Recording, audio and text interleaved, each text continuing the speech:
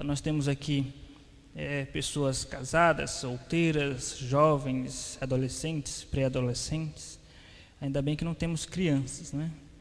Mas é um desafio ministrar sobre esse tema, porque nós certamente entraremos em tópicos que as Escrituras Sagradas falam do casamento, que é difícil, às vezes, adaptar a algumas faixas etárias específicas. Mas, pela graça do Senhor, nós tentaremos fazer isto. A importância desse tema se dá pelas seguintes razões. A primeira delas em primeiro lugar, porque é bíblico, e aquilo que é bíblico tem que ser exposto, tem que ser ensinado. Paulo falou, não vos canso de ensinar as mesmas coisas para a vossa edificação. Então, se é bíblico, então nós temos que aprender. Em segundo lugar, dada a crise em que se encontra a estrutura familiar da nossa sociedade, especialmente o casamento. Dados do IBGE em 2012 apontaram que naquela época, em 2012, acontecia cerca de 500 ou mais de 500 divórcios por dia. 500 divórcios por dia. Em 2012, o último censo aponta que esse número quase que dobrou.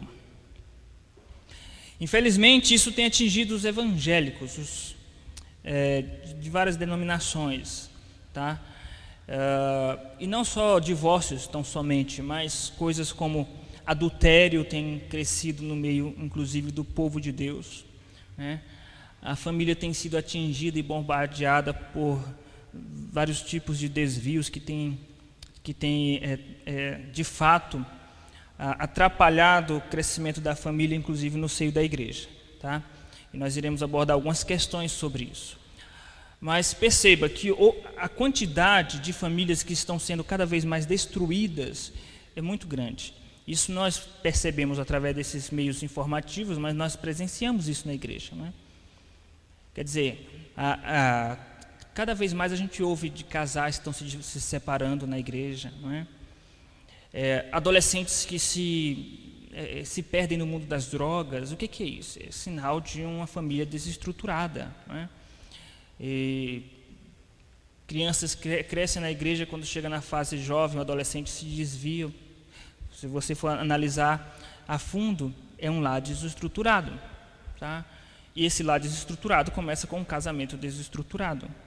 Então, é um tema muito importante. A igreja precisa resgatar esse tema e estudar ele a fundo e pôr em prática. Como eu falei agora há pouco, nós temos um público aqui diverso, não é? Pré-adolescentes, adolescentes, jovens e adultos. Então, entenda, você que já é casado, essas palavras que nós iremos trazer nesta noite, para a edificação do seu casamento. E para você que ainda não é casado, que você guarde essas palavras em seu coração. Vocês lembram daquela narrativa que Maria ouviu o anúncio do nascimento de Cristo, e ela guardou no coração aquelas palavras? Lembram que está escrito isso? Então, jovens e adolescentes, pessoas que não casaram ainda, então guardem em seus corações essas palavras que nós iremos trazer nesta noite sobre casamento. O grande projeto do diabo é destruir as famílias da igreja, as famílias em geral, porque atingindo as famílias, ele consegue desestruturar a igreja, porque a igreja é composta de famílias em sua essência, e atingindo a igreja, atinge a sociedade, porque quando a igreja está enfraquecida, a sociedade desanda, porque quem sustenta moralmente, ainda que indiretamente, essa sociedade é a igreja. E se essa igreja está enfraquecida moralmente, então não tem força para influenciar a sociedade. Então o diabo ele tem umas sacadas assim de admirar. Ele destrói a família, vai destruir a igreja, vai destruir a sociedade, tá? Então, vamos dizer que o maior investimento dele é em destruir lares, casamentos, destruir famílias. A grande arma que o diabo usa são as mídias sociais, né? Os meios de divulgação através da mídia. Então nós percebemos, por exemplo, que há crentes que ficam vidrados na frente da TV assistindo novelas, em que naquela novela a pessoa que comete adultério, ela é exaltada. A pessoa que abandona o seu lar atrás de uma outra pessoa, ela é exaltada, ela é tida como romântico, e a pessoa que está assistindo aquilo fica torcendo por esse novo relacionamento. Então, os próprios crentes estão envolvidos nisso, nesse sistema destrutivo da família, quando os crentes passivamente usufruem dessas informações diabólicas que existem na mídia, né? Seja na novela, seja em filmes, seja em redes sociais, tá? Então nós temos que tomar muito cuidado com isso. Tome muito cuidado com aquilo que você coloca em sua casa através da TV ou do computador. Muito bem, queridos, nós iremos estudar sobre o que é o casamento. Definir casamento não é fácil. Se nós fôssemos definir casamento à luz das Escrituras Sagradas, a gama de conteúdo que comporta a palavra casamento é tão grande que a definição seria longa. Então nós não iremos definir casamento em uma palavra ou uma expressão. Nós iremos estudar casamento a partir dessas pré-definições. Então o casamento, primeiro ponto vai ser tal coisa, segundo ponto tal coisa, e a gente vai estudar desta forma. E o resumo geral de tudo é o casamento, tá? Vamos lá, o que é o casamento? Antes disso, o casamento judaico do Antigo Testamento, a gente não tem muita informação de como acontecia o casamento, as estruturas formais desse casamento. Já no tempo de Jesus a gente tem alguma informação sobre isso. No tempo de Cristo, a pessoa ficava noiva durante o período de mais ou menos de 1 ano. Nesse período a pessoa ficava desposado ou desposada com alguém. É o termo legal usado para noivado, tá? Então, quando a pessoa ficava desposada com alguém durante esse ano, era para se conhecer, mas havia uma aliança ali, um compromisso quase que judicial nesse período de 1 ano. E servia para se conhecer e servia também para o jovem conseguir comprar o seu banar, o seu dote, o dote da moça, né? E os pais faziam isso, o pai da moça fazia isso, primeiro para saber se o rapaz realmente quer casar com aquela moça e se ele demonstra capacidade para sustentar uma família, porque durante aquele ano ele iria ter que conseguir recursos para comprar o dote da moça. Passado o período de 1 ano, então vinha a data do casamento em si. Um dia antes do casamento, o noivo chegava na cidade da noiva e ele chegava num cortejo em que ele era guiado por um amigo íntimo, tá? E chegava até a porta da casa da noiva. A noiva se despedia dos seus pais, os pais davam para a noiva uma caixa com algumas moedas, alguns presentes simbólicos para ela. Em seguida, aquela noiva ela era guiada por virgens com lâmpadas, né, ou lamparinas. Essas virgens guiavam a noiva até o encontro do noivo. Os dois cortejos se encontravam. Lembra que a Bíblia fala sobre as virgens? Então é exatamente isso, um cortejo nupcial.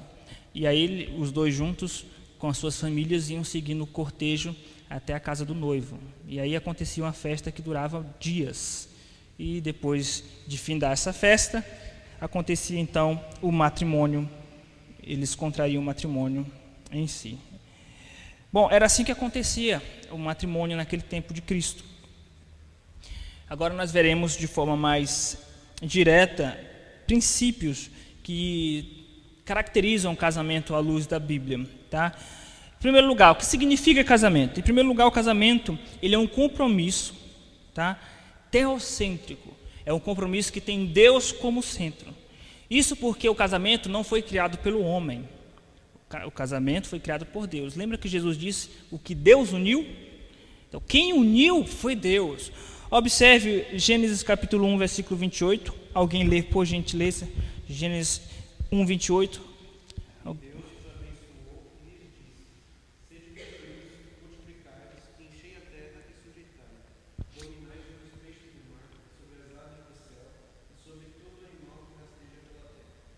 E Deus lhes abençoou. Deus juntou e abençoou. Capítulo 2, versículo 18. Disse mais o Senhor Deus: não é bom que o homem esteja só. Far-lhe-ei uma auxiliadora que lhe seja idônea. Quem tomou a iniciativa foi o próprio Deus de juntar Adão e Eva, de fazer uma esposa para Adão. O versículo 22 diz: e a costela que o Senhor Deus tomara ao homem, transformou-a numa mulher e lhe a trouxe. Então, perceba que todo esse evento aqui, antes da queda, que visava formar a mulher para o homem, Deus ele era o autor. E são iniciativas de Deus. Deus tomou a iniciativa de abençoar, Deus tomou a iniciativa de criar a mulher a partir da costela de Adão. E a Bíblia diz que Deus levou esta mulher para Adão, ele a trouxe. Isso transmite a figura de um pai quando leva a noiva para o noivo, né? Então, o próprio Deus levou Eva e presenteou Adão com a mulher. Então, Deus é o centro do casamento, porque partiu dele. Tá? Então, o casamento é um compromisso teocêntrico. Deus é o centro do casamento. Um casamento que não tenha Deus como centro, dificilmente ele consegue se manter de pé diante de uma tempestade. Porque com Deus, às vezes é difícil, porque são muitas as lutas. Imagina se você não tem Deus. Deus, ele é o centro do casamento, ele tem que ser o centro do seu casamento, tá? Muito bem, queridos, isso tem que ser o principal, tem que partir dele. Aí então vem as outras questões. Então, casamento é, em primeiro lugar, um compromisso teocêntrico, tá? Os dois têm Deus e Cristo como centro. Perceba, diante das crises, se Cristo e se Deus não for o referencial, fica difícil resolver um problema no casamento. Por exemplo, quando um cônjuge está magoado com o outro, qual é a solução para esse tipo de problema? Apontar a cruz de Cristo. Assim como Cristo perdoou, assim também devemos perdoar. Quando o homem demonstra atitudes de grosseria, egoísmo com a sua esposa, qual é a correção para isso? Falar para o esposo que ele tem que tratar a sua esposa como Cristo trata a igreja. Então, tudo parte de Cristo, de Deus. Deus é referência.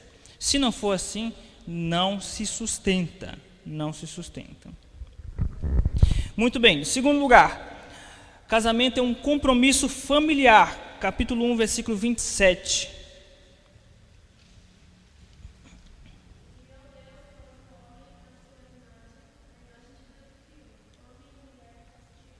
E o 28.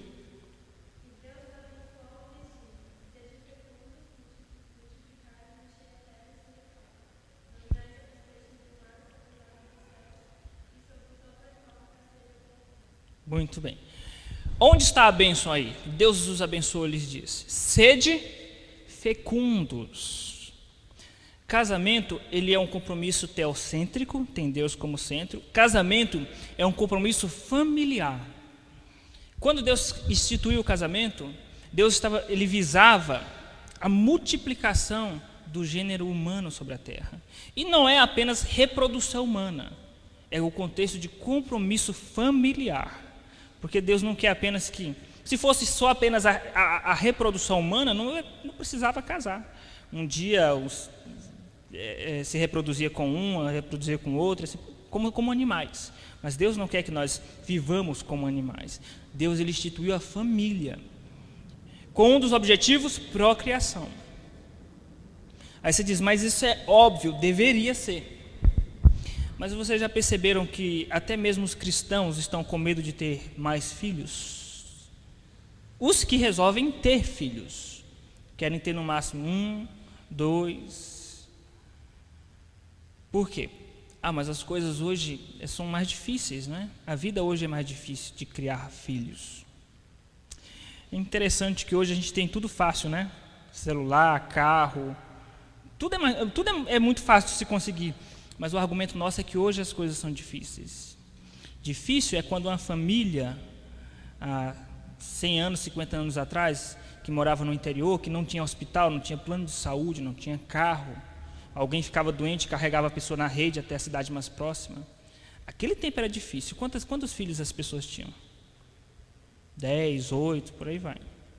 Pastor, você está incentivando a gente a ter muitos filhos? Veja, queridos, isso que nós estamos vivendo é um reflexo da da insegurança nossa, da nossa geração, mas está ligado ao materialismo. Por que nós não queremos ter mais filhos? Porque de fato está difícil, mas será que está difícil? Em que sentido está difícil? Está difícil porque o padrão de vida que as pessoas querem torna isso difícil. Tá? As pessoas até desejam ter filhos, mas querem dar melhor roupa. As pessoas não se contentam com uma casa simples, tem que ser um apartamento, duplex ou, sei lá, coisa chique, não é? Uma vida singela e simples, as pessoas não querem. Então, a nossa geração trocou uma família grande por um apartamento, um carro, um filho e 3 cachorros. 3, 4 cachorros. Não é? Isso porque nós nos acovardamos, tá? Com medo das dificuldades que nós dizemos que existem, mas isso também tem a ver com o padrão de vida. As pessoas não querem um padrão de vida simples. Isso, claro, acarreta. O que isso acarreta? Acarreta o fato de que é difícil criar filhos se você quer um padrão de vida elevado.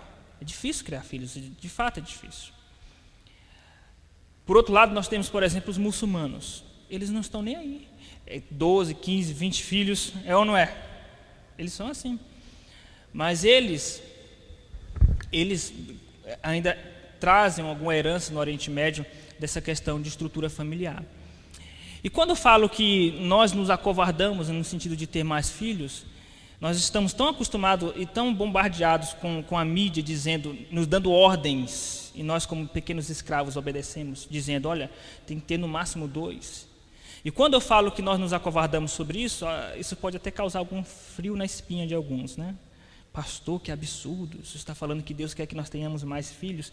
Eu estou falando em termos de ideais, não estou falando em termos de mandamento. Essa ordem é um mandamento direto para Adão, tá? Para Adão. Mas traz um princípio nessa ordem. Qual é o princípio? De que Deus quer construir, não é só casamentos, é construir famílias. Então, casamento é um compromisso familiar, tá? É um compromisso familiar.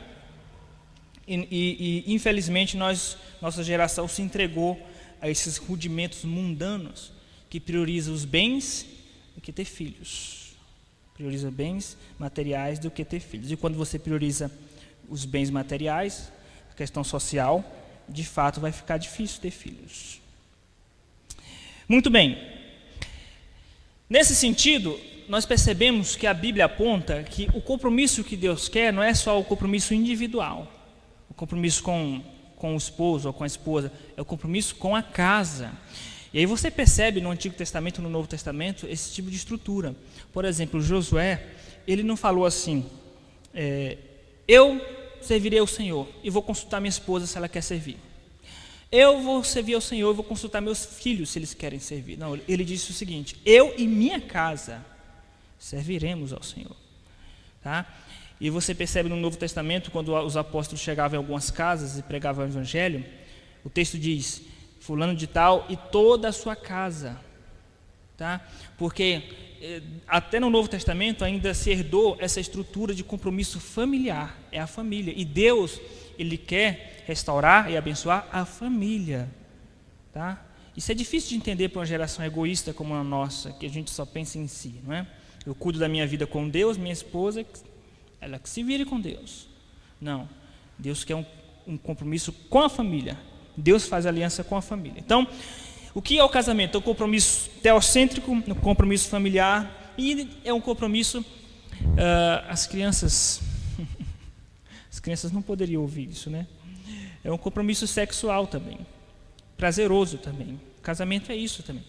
Casamento é um compromisso teocêntrico, que tem Deus como centro. Perceba que eu estou repetindo a palavra compromisso.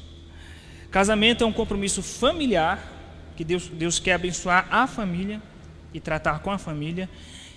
E casamento é um compromisso também de prazer, na questão sexual. Observe o capítulo 2, versículo 24.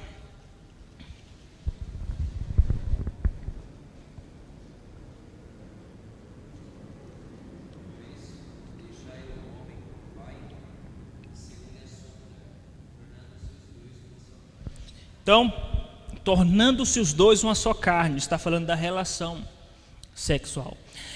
É difícil falar dessa questão sexual na igreja, né? Porque a gente fala muito pouco sobre isso. Existe um preconceito muito grande. Alguns dizem que é por causa de uma herança católica romana que tem dificuldade de tratar do tema sexo dentro da igreja. Mas existe um livro dentro da Bíblia sobre esse assunto. Existe um livro dentro da Bíblia sobre esse assunto. Então perceba que Deus dá uma devida importância sobre essa questão sexual. Porque Deus poderia ter colocado apenas a reprodução. Casamento é para reproduzir. Inclusive essa era a visão dos antigos, né? Casamento é para reproduzir, né? Deus poderia ter feito isso, mas não. Ele colocou essa reprodução e esse compromisso com a família junto com o prazer biológico. É como a comida, por exemplo. Deus poderia ter colocado a comida como uma necessidade, mas Ele colocou a nossa alimentação vem junto com o sentimento de prazer ao nos alimentar. Isso é um presente de Deus, é uma dádiva de Deus. O sexo também. É claro que esse sexo ele tem que vir com pureza, como diz o versículo 25. Eles estavam nus, olhavam um para o outro e não se envergonhavam. Tá? É possível um casal se envergonhar quando está casado? Nessa circunstância? É possível em algumas circunstâncias quando um percebe que há malícia da parte do outro. Isso é possível sim. Inclusive aconteceu com eles dois. Depois da queda, eles olharam ou perceberam malícia no olhar um do outro, por isso foram produzir roupas. Então, queridos, essa questão sexual é uma questão muito importante. A igreja tem que tratar mais sobre isso. A igreja em geral tem que abordar mais sobre essa questão sexual. Por quê? O que se observa, e isso os pastores percebem isso através dos aconselhamentos, é que muitos casais eles chegam a divorciar-se por causa de alguma crise nessa área, de algo mal resolvido na questão sexual. E os extremos, existem os dois extremos. Existem casais que a dificuldade está por causa de uma visão errada do sexo, uma visão promíscua e mundana. Geralmente isso acontece quando uma das partes teve experiências na vida mundana antes de ser crente. E aí traz essa carga de informações pesadas para o seu casamento. E a outra parte que cresceu na igreja é obrigada a conviver com isso, e aí começa a crise. Tá? Então, a igreja precisa tratar esse tipo de questão. Eu não vou entrar em detalhes aqui porque não é objetivo, são princípios gerais. Então, esse é um extremo. O outro extremo é quando não existe vida sexual entre o casal. Aí vocês pensam, geralmente os solteiros pensam assim, nossa, mas será que existe casal assim? Muitos casais assim dentro da igreja. Muitos que não têm vida sexual. E a Bíblia é muito séria e muito contundente sobre isso, dizendo que não podem se abster um do outro, porque isso pode trazer uma crise e dar brecha para o diabo, dar lugar ao diabo. Tá? Então, por isso, muitos casamentos estão se destruindo, porque a questão sexual não é bem tratada nesse casamento. O que você tem que fazer numa situação dessa? Tem que buscar ajuda pastoral e tratamento muitas vezes, mas não pode deixar a situação se levar dessa forma, porque é algo muito sério, tá? Então, se você é casado e se você tem alguma dificuldade na área sexual, busque ou tratamento se for problema de saúde, ou busque um auxílio espiritual, uma ajuda pastoral, mas não deixe isso continuar assim na sua vida, no seu matrimônio, tá? O matrimônio, o leito, diz lá em Hebreus, né? O leito tem que ser sem mácula. O sexo ele tem que ser vivido de acordo com as Escrituras, de uma forma sadia, sem padrões mundanos, mas ele tem que existir. Sem mácula, mas tem que existir, tá? Porque Deus instituiu essa questão do prazer. Ademais, isso é biológico em nós. Isso é biológico, tá? E o que torna a questão mais séria, porque isso foge ao nosso controle muitas vezes e precisa ser levado a termo com carinho. Até aqui, queridos, nós vimos que o casamento é um compromisso. Alguém lembra? Teocêntrico, que quer dizer que Deus é o centro do casamento. É um compromisso familiar, porque Deus quer famílias, que os crentes tenham famílias grandes, né? e que o compromisso dele não é só com indivíduos, mas com a família. Eu estou falando em termos de ideais, não de mandamento, não é? Em termos de ideais. O ideal é que os crentes... Imagine daqui 30 anos, os muçulmanos não param de ter filhos, e os cristãos estão parando de ter filhos. Imagina como vai ser daqui 30, 40 anos, tá? Em termos de quantidade de pessoas no mundo. Vamos supor que seja 10 muçulmanos para um cristão. Imagina um mundo desse jeito. Porque não são só os cristãos que estão evitando de ter filhos. É a sociedade ocidental que está seguindo essa filosofia. No Oriente Médio, nada mudou. Muito bem. Compromisso teocêntrico, familiar, sexual e social. Capítulo 2, versículo 24. Compromisso social.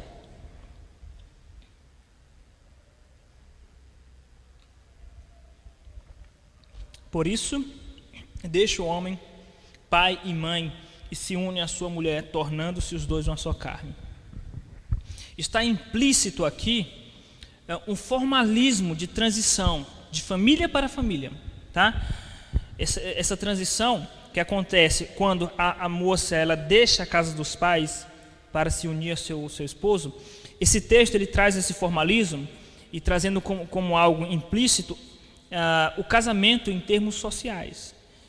O que é esse casamento em termos sociais? Que hoje em nossos dias seria o casamento civil, tá? Que é o casamento verdadeiro diante de Deus, é o casamento civil, porque o casamento religioso nada mais é do que receber uma bênção ou a oração do pastor para esse casamento. Mas o casamento realmente ele acontece quando ele é o casamento civil, tá? E esse tipo de transição, deixar o pai e a mãe e se unir à sua esposa, isso está implícito essa formalidade social, porque não é simplesmente eu gostei da moça, vou me juntar a ela, vou morar com ela, ou a moça vai morar com o rapaz. Não é assim. Vocês já viram casos assim, que a moça simplesmente está namorando ou está gostando, ela vai morar junto, não é? Morar junto não. Como assim morar junto? Tem todo um formalismo, um tratamento com a família da moça. Esse tratamento, esse formalismo ele se concretiza através do casamento civil, porque ele é um contrato social, ele é um compromisso social. Então, as pessoas, a sociedade à sua volta tem que saber que você está casado ou casada, tá? Não é algo assim, eu casei escondido, não. Como assim? É um compromisso social. Alguém sabe qual é o sinal desse compromisso social? Sinal visível? Alguém chuta? Aliança. Para que aliança? Para a esposa, para o esposo? É um sinal visível para a sociedade, porque é um compromisso social, tá? É uma outra coisa que a nossa geração perdeu de vista. É um compromisso teocêntrico, familiar, sexual, social, é um compromisso monogâmico. Capítulo 2, versículo 24, é um compromisso monogâmico. Por isso deixa o homem o pai e a mãe, e se une às suas mulheres. É assim que está escrito? Não é assim que está escrito. Deus é a favor da poligamia? Não, não é. E a gente percebe isso desde Gênesis. Porque se ele fosse a favor da poligamia, ele teria tirado umas 3 costelas de Adão para começar. E teria feito umas 3 mulheres. 2, 3, 4. Quantas ele fez? Uma só. Para a tristeza de alguns homens. Deus não é a favor da poligamia. Eu sei o que esta mente está pensando. E Abraão? E Davi? Abraão mentiu, Davi adulterou, nós vamos imitá-los em tudo? Salomão é um caso à parte. Veja, queridos, alguns estudiosos dizem que no Antigo Oriente Médio havia esse tipo de comportamento da poligamia, e uma das causas seria para evitar que algumas mulheres viúvas ou solteiras sobrassem, ou seja, ficassem sem família. Então o homem ele trazia para si, para sua família, outras mulheres, para que essas mulheres não ficassem desamparadas. Isso alguns estudiosos dizem. A Bíblia não diz a razão por que existia a poligamia. Não diz diretamente. Mas com a vida de Salomão que vocês acabaram de citar, nós temos alguns indícios. A verdadeira verdade, porque assim, você acha que o homem do Oriente Médio, aquele homem, no geral, grosseiro, que trata a mulher com descaso, como objeto, você acha que ele está preocupado com a vida social da mulher, não ficar desamparada socialmente? A poligamia, ela existe ainda no Oriente Médio, existiu nos tempos bíblicos, sabe por quê? Porque o coração do homem macho, que eu falo, não é humanidade, do ser humano macho, é um coração insaciável. Meninas, não se decepcionem. Existem homens convertidos, tá? Mas o coração do homem é um coração insaciável. Se Deus dissesse assim, eu libero para vocês casarem com quantas mulheres vocês quiserem, vocês acham que não haveriam crentes, homens crentes com várias mulheres? E por que Deus revelou que a vida de Salomão, que teve 1000 mulheres, né? No geral, mais ou menos isso. Por que Deus fez questão de relatar que Salomão teve 1000 mulheres? Sabe por quê? Porque Deus quis mostrar que houve um homem na Bíblia que experimentou tudo aquilo que o coração de um homem sempre sonhou: fama, dinheiro e mulheres à vontade. E para mostrar que o homem conseguindo tudo isso, ele mesmo assim não se sentiu realizado. Aí você percebe isso quando você lê Eclesiastes, não é verdade? Não parece que Salomão está frustrado, desanimado da vida? Parece que a vida não tem sentido. Quem está falando aquilo ali? Um homem que tinha riqueza, um homem famoso, tinha dinheiro, fama e mulheres. Pergunta para um homem mundano se esse não é o sonho dele: ter dinheiro, fama e mulheres à vontade. Por que esses jogadores famosos não querem saber de Jesus? Porque está bom para eles. Mas é um coração insaciável. Então, esse é um recado para os homens, tá? O seu coração, ele é insaciável. E por isso que Deus instituiu o casamento, para você se aquietar. Se aquietar com a sua mulher. E depois que Salomão percebeu o que ele fez, ele escreveu Provérbios e disse: deleita-te com a mulher da tua mocidade, não com as tuas mulheres. Ele não falou em Provérbios para os homens se alegrarem nos seios das suas mulheres. Ele falou com a mulher da tua mocidade. Percebe que Salomão aprendeu a lição? Quando chega no Novo Testamento, você não vê mais casamentos com esse tipo de prática de poligamia. Quantas sogras Pedro tinha? Quantas mulheres Pedro tinha? Quantas mulheres os apóstolos tinham? Então, você lê o livro de Atos, que o livro de Atos ele traz alguns casais, né? Priscila e Áquila, e você percebe que foi abolido, perdeu a força esse tipo de costume no Novo Testamento, porque não é da vontade de Deus a poligamia, mas a monogamia. Tá? Então, o casamento para Deus é um compromisso monogâmico. Não sei quanto tempo tenho mais aqui, mais uns 60 minutos, por aí. Vocês teriam paciência? Estão sendo sinceros? Me sinto mais à vontade assim.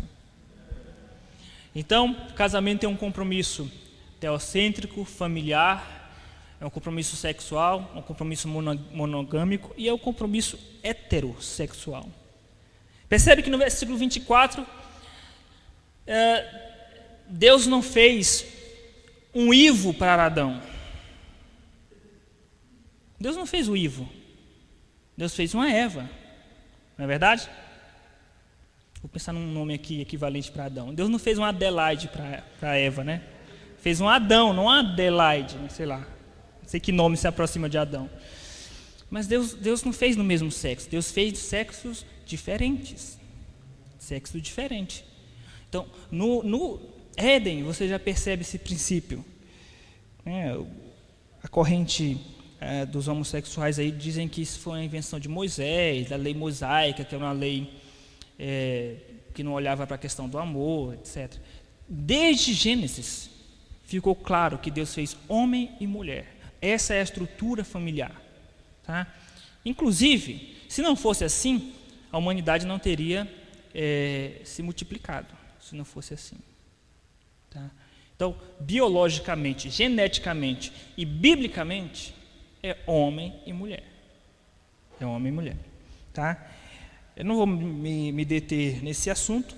É um assunto que todo mundo já, nós os crentes já estudamos bastante por causa dessa reviravolta aí social na mídia.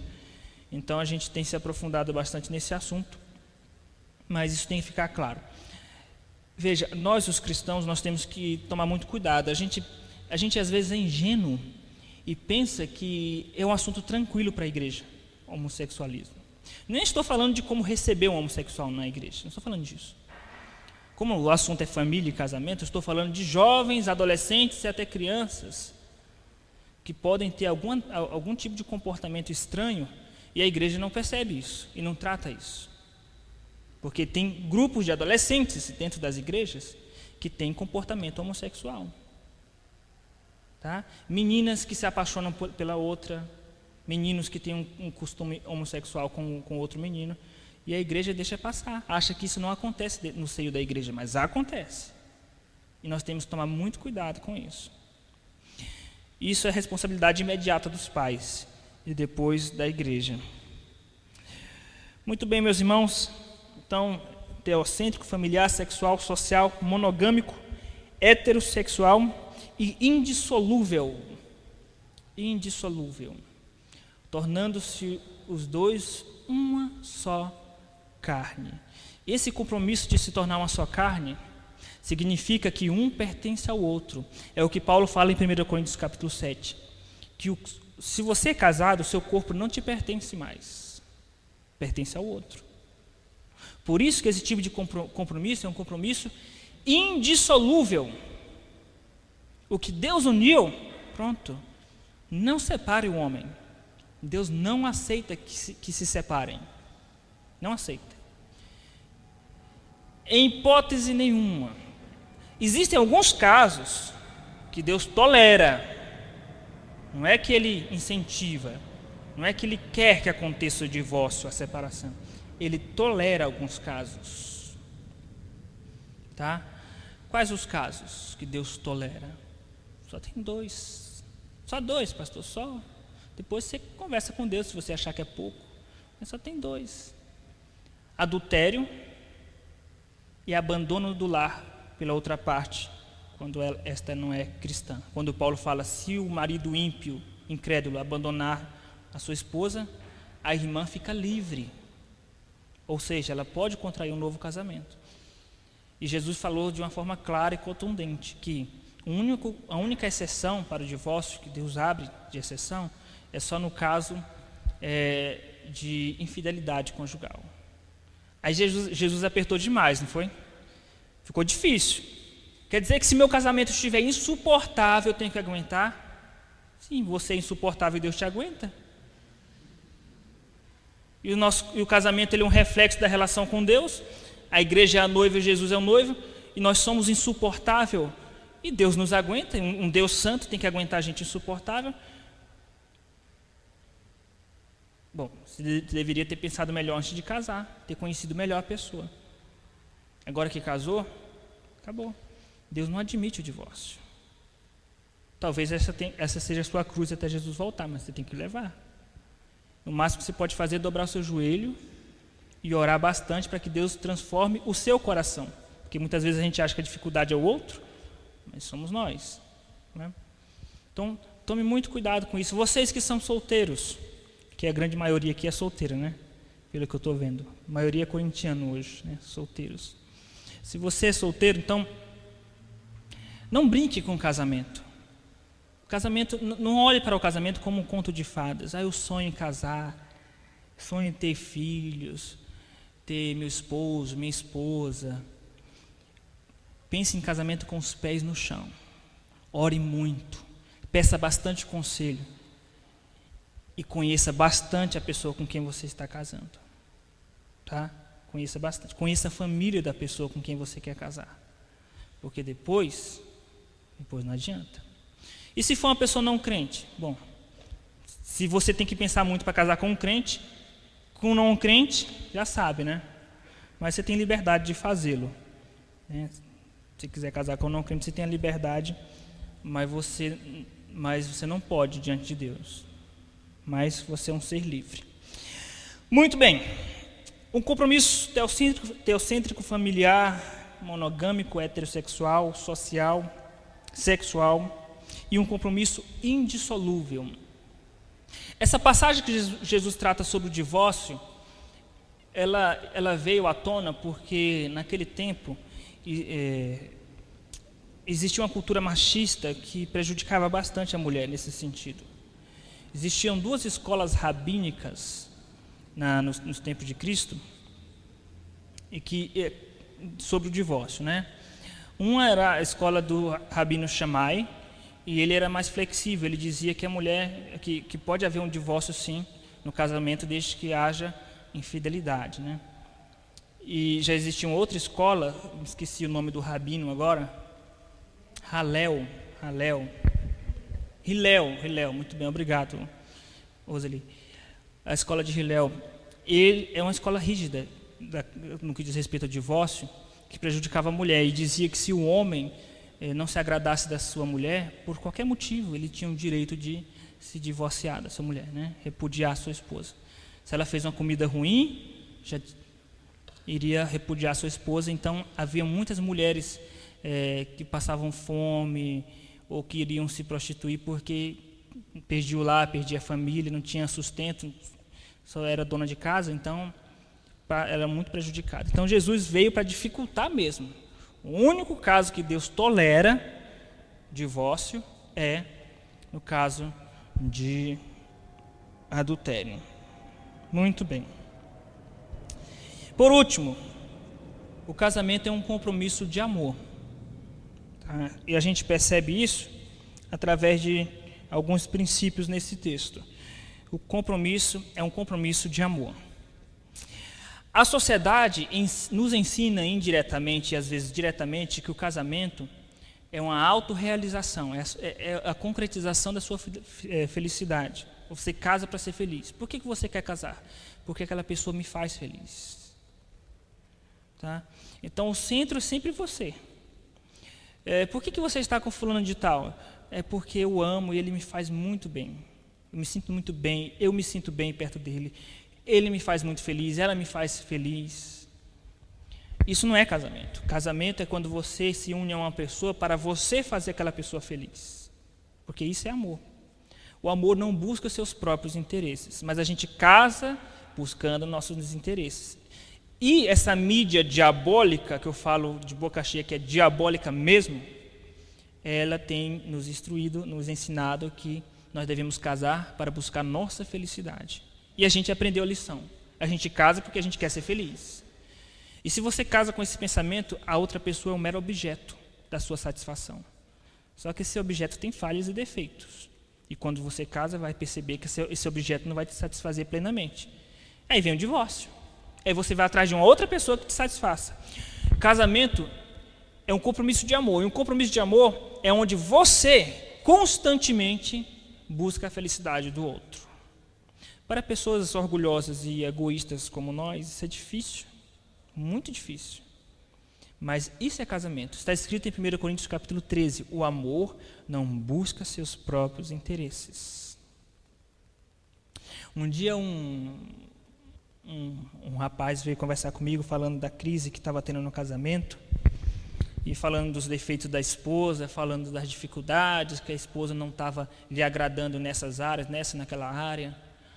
Aí eu perguntei para ele quando foi a última vez que ele sentou com a esposa para orar por ela. Quando foi a última vez que ele dobrou o joelho para interceder pela esposa.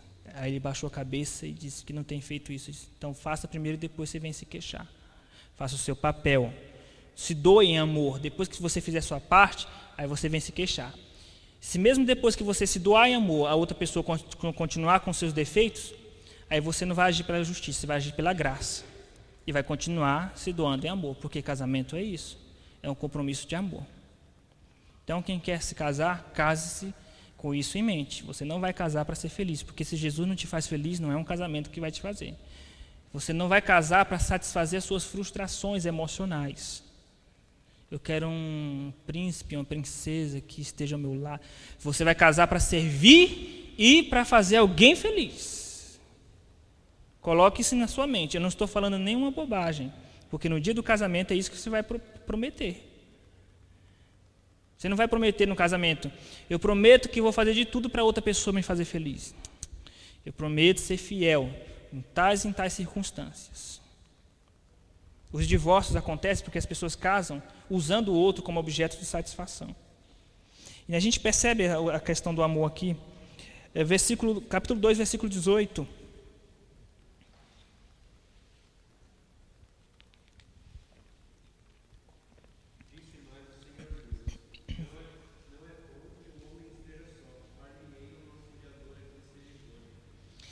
Está aí, a primeira coisa ruim que existiu antes da queda. Se alguém acha que não existia alguma coisa ruim antes da queda, existia. A solidão de Adão. Eu iria fazer essa pergunta para os meninos antes de começar, né? Qual era a única coisa ruim que existia antes da queda e antes da serpente? Isso vale um bombom, não é? A solidão de Adão. Porque Deus disse que não é bom. Adão estava sozinho e Deus disse: não é bom. Veja, Deus estava criando todas as coisas, criando o mar, criando os animais, e Deus foi dizendo, e está escrito: viu Deus que isso era bom. Criou os animais, viu Deus que isso era bom. Criou as águas, viu Deus que isso era bom. Criou o primeiro dia, segundo dia, viu Deus que isso era bom. Quando ele criou o homem, viu Deus que isso era muito bom. É muito bom, mas ainda não está perfeito, porque ele criou esse homem incompleto. O homem sem a mulher é um ser incompleto. O homem sem a companhia de um outro ser humano é um ser incompleto. Tá? Então, amor significa companhia, cumplicidade e companhia. E um dos motivos de crise no casamento é pela falta de companhia um do outro, né? Tá, os dois chegam do trabalho cansados e o homem chega, coloca os pés no sofá e liga o futebol. A mulher quer atenção, mas não tem atenção do marido, e aí começa a batalha, né? Falta de companhia, de fazer companhia um para o outro. Saiba que se você não faz companhia para o seu cônjuge, alguém lá fora vai fazer, porque nós somos carentes de companhia. E se você não faz, alguém vai fazer. Isso é amor, é fazer companhia para o outro, tá? Dar atenção, tempo de qualidade para o outro. Ser auxílio, versículo 18 diz que essa mulher seria auxiliadora do homem. Por isso que Deus formou a mulher da costela. Alguns acham que foi uma questão de biologia, porque na costela encontra-se informações genéticas suficientes para fazer o clone. Tudo bem que existe isso, porque isso foi Deus que criou. Mas esse não foi o propósito de Moisés escrever isso, porque Moisés não conhecia genética. A gente tem que entender que Moisés ele escreveu algo de acordo com o conhecimento do povo da época. E qual foi o propósito então? O propósito foi mostrar que aquela mulher que Deus criou para Adão, ela não veio dos pés, não foi criada a partir dos ossos dos pés nem da cabeça. Tá? A mulher não pode ser humilhada pelo homem. Apesar de que é uma maldição da queda, a humilhação que o homem faz com a mulher, é uma das consequências do pecado de Eva, mas não é, em termos de princípio, Deus não quer que o homem humilhe a mulher. E Deus não quer que a mulher sobreponha o homem, como tem acontecido hoje. A mulher, ela foi criada para ser auxiliadora, por isso que Deus tirou da costela, do lado, para estar caminhando lado a lado. Agora, obviamente, isso vai entrar na questão da submissão, que é um outro tema a ser estudado depois. Quando se fala de liderança e submissão, é no sentido de quem vai responder perante Deus é o homem. E as mulheres estão inquietas, querendo esse cargo, que a tomem para si, se você estiver insatisfeita com o fato de simplesmente ser auxiliadora. Estou falando para aqueles que têm um espírito feminista. Se você tem um espírito feminista, dobre o seu joelho e peça para Deus transformar o seu coração num coração dócil. E se você é machista, converta-se ao Senhor. Vamos lá, gente. Então, isso é amor, é um compromisso de amor que envolve companhia, porque Adão se viu só, tá? Envolve auxílio, envolve companheirismo, tá? Deixará, versículo 24, pai e a mãe se unirá. Esse unir-se envolve companheirismo, um é amigo do outro, tá? O seu cônjuge deve ser o seu melhor amigo. Envolve respeito. Versículo 25, ora um e o outro, o homem e a sua mulher, estavam nus e não se envergonhavam. Não se envergonhavam, tá? Isso mostra que havia pureza e respeito mútuo nessa relação, tá? Porque em alguns relacionamentos, alguns casamentos, até mesmo na questão sexual, às vezes não existe respeito, tá? Coitada da moça que casa com um bruto, um animal, que esquece que está lidando com um ser humano, tá? Essa falta de respeito, de compromisso, aí impera o egoísmo, tá? Isso é amor. Amor é quando se prioriza a companhia, o auxílio mútuo, o respeito, tá? A união, como diz o versículo 24. Então, resumindo, queridos, o que é casamento? Lembra que eu falei no início que é difícil definir em pequenas palavras, em poucas palavras? Casamento é tudo isso. Então, é difícil definir o que é casamento à luz da Bíblia. Casamento, definir em poucas palavras, mas casamento é tudo isso, é ter Deus como centro da relação, é um compromisso teocêntrico, um compromisso social, todos têm que saber, têm que ver esse compromisso. É um compromisso heterossexual, ou seja, entre homem e mulher, é monogâmico, é homem com uma mulher, não com várias esposas. É um compromisso sexual, onde o sexo tem que ser tratado com pureza e levado a sério. É um compromisso familiar, onde Deus prioriza a relação dele com a família. E é um compromisso de amor, tá? Isso é casamento. Resumindo, é isso, tá bom? Queridos, que Deus nos abençoe e nos ajude a colocar em prática todos esses princípios acerca do casamento.